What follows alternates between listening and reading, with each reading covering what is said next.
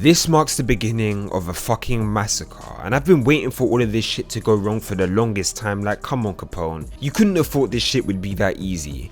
But before we get into all of that, let's go back to the last parts of the flashback. We were told that there are two people that actually saw what happened the day that Mother Caramel disappeared. One being a giant and the other one being Big Mom's current head chef, which is really interesting because now there's someone that is actually alive and available who can tell Big Mom the truth about what went down that day, which might actually be a way for us to escape this desperate situation. Like, this could distract Big Mom for long enough or calm her down for long enough for the rest of us to escape. But yo, I'm so glad that the tables finally turned on us and we got Smoothie actually getting up to do something. Like, she's finally about to go in and I can't wait to see this shit. Like, the panel with her and Katakuri walking towards everyone looks so fucking dope.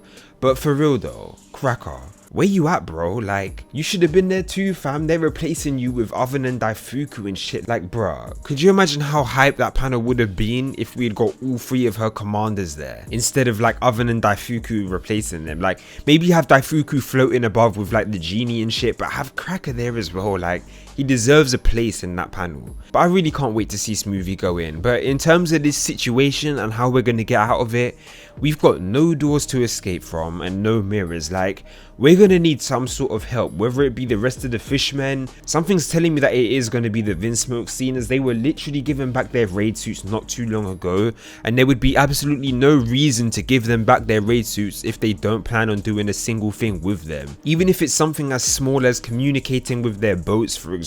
Like, we've seen in a flashback that their snail boats are able to scale walls. Like, we've literally seen them climb up the red line. So I wouldn't be too surprised if they all bunker down in Capone's fortress for a little while to buy time for the snail boats to scale up the castle walls so that they could all escape. So that's one way out. And the other way out that I thought of, and this is literally the first thing that I thought of when they mentioned, oh, we're so high up and there's no way down, blah blah blah. Like, the first thing that came to mind was Luffy literally just jumping off the side with everyone wrapped in his arms like he always does. Like, he's done this so many times. I think he did this on Zoe. Like, there's so many times where he's literally just jumped off of unknown heights with everyone in his arms. Like, I really wouldn't be surprised if he did this here as well.